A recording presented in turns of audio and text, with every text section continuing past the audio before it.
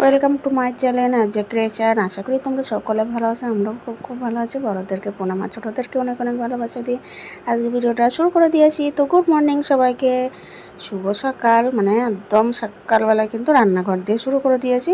তো ওই শাকটা দেখছো না কুচানো, ওটা আমি গেছে দিয়েছি, আমার বরমশাই কুচিয়ে দিয়েছে। ততক্ষণে আমি একদিকে আম আর মাছের সব রেডি করে নিয়েছি, শাকেরও পেঁয়াজ রসুন রেডি করে নিয়েছি। আর এটা হচ্ছে চুরি করা আম, আর চুরি করা আমের চাটনি কীভাবে বানাই তোমরা দেখতে থাকো। আর বাড়ির থেকে আনা শাক মাছ রান্না করব, সেটাই তোমাদের সাথে আজকে শেয়ার করব। তো দেখতে থাকো আর সাথে থাকো, আশা করি ভালো লাগবে আজকে রেসিপিগুলো। তো সবার আগে দেখো কলমি শাকটাই ভাজা করব। তার জন্য আমি কড়াইতে তেল দেওয়ার পরে গরম হয়ে গেলে একটা শুকনো লঙ্কা ফাটিয়ে দিয়েছিলাম, এক দু কোষ রসুন ঠেটো করে দিয়েছি তেলের মধ্যে। আর এদিকে পেঁয়াজ কুচিয়ে রেখেছিলাম, লঙ্কা চিড়ে রেখেছিলাম, এইগুলো সব ফোড়নে দিয়ে দিলাম। এবার এই ফোড়নটা ভাজা ভাজা হবে, তারপরে কিন্তু আমি শাকগুলো দেব। তো সাথে থাকো, দেখতে থাকো। আর আমের চাটনিটাও বানাবো, সেটাও তোমরা দেখতে থাকো, আশা করি ভালো লাগবে। আর এদিকে হচ্ছে পুঁটি মাছটাও নুন হলুদ মাখিয়ে নিয়েছি। এবার আমি শাকগুলো দিয়ে দিচ্ছি। তো চলো দেখতে থাকো। আর শাকটা কিন্তু নামানোর আগে আগে একটু চিনি ফেলবো, নাইলে না ভালো লাগবে না। সেটা তোমাদের সাথে দেখাইনি, স্কিপ করে গেছি, মানে ব্যাক ক্যামেরায় দিয়ে দিয়েছি, মাথায় ছিল না, তোমাদেরকে শেয়ার করব। তো তোমরা তো সবাই জানো যে শাকে একটু চিনি দিতে হয়। আর যারা তো সুগারের রোগী তাদের তো চিনি তো অ্যাভয়েড করতেই হবে, কিছু করার নেই। তো চলো দেখতে থাকো, সাথে থাকো।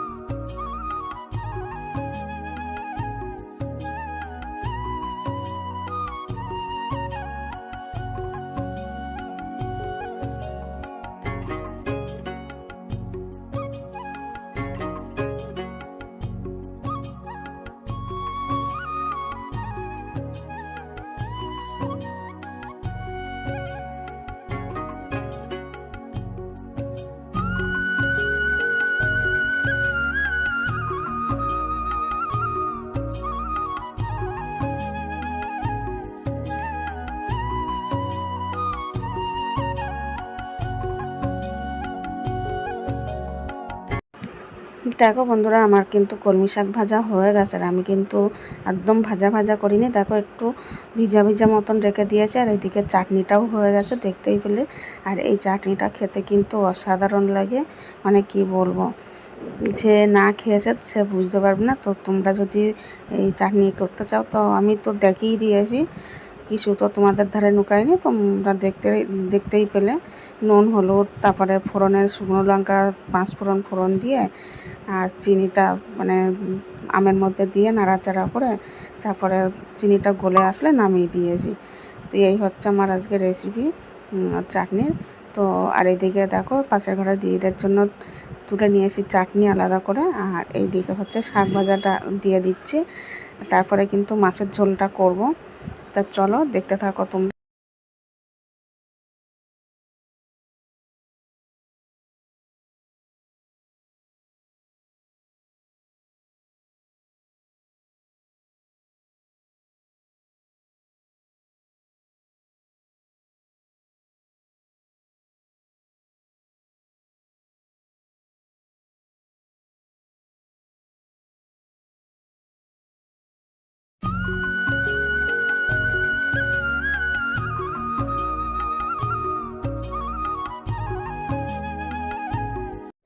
দেখো বন্ধুরা, মাছ কিন্তু ভেজে নিয়েছি, সেটা তোমাদের সাথে শেয়ার করিনি, কেননা অনেকটাই বড় হয়ে যাবে ভিডিও যদি পুরোটা শেয়ার করতে যাই। তারপরে মাছ ভাজার তেলে কিন্তু আমি জিরে ফোড়ন দিয়েছি, কাঁচা লঙ্কা চিড়ে রাখা ফোড়ন দিয়েছি। আর আজকে কাঁচা লঙ্কা দিয়েই রান্নাটা করব, একদম হালকা পাতলা, যেহেতু প্রচণ্ড পরিমাণে গরম পড়ছে। আর এদিকে তারপরে ফোড়নটা একটু ভাজা ভাজা হয়ে আসলে কিন্তু আলুগুলো দিয়ে দিয়েছিলাম। আলুগুলো দিয়ে নাড়াচাড়া করতে করতে কিন্তু আলুগুলো ভাজা হয়ে যাচ্ছে। আর এদিকে একটা পেস্ট বানিয়ে নিচ্ছি, মানে আদা বাটা ছিল, একটু আদা বাটা, জিরের গুঁড়ো আর একটু হলুদ গুঁড়ো আর লবণ দিয়ে একটা পেস্ট বানিয়ে নিচ্ছি। সেই পেস্টটা কিন্তু আলুটা ভাজা ভাজা হয়ে গেলে পেস্টটা দিয়ে দেবো। আর এক হাত দিয়ে দেখতেই পাচ্ছ কতটা অসুবিধা হচ্ছে, কিন্তু কিছু করার নেই, এইভাবেই চলছে আমার ভিডিও। আর তোমরাও আসো আমাদের সাথে। তো পেস্টটা বানিয়ে নিয়ে তারপরে তরকারির মধ্যে মানে মশলাটা কষাতে থাকবো তেলে দিয়ে। তেলে বলতে কি, ওই আলু আর মশলা দিয়ে যে কষাচ্ছি, ভাজা ভাজা করছি, ওর মধ্যে দিয়ে দেবো। তো চলো, আজকের এরকমই হালকা পাতলা একদম সামান্য মশলা দিয়েই কিন্তু মাছের ঝোল করলাম।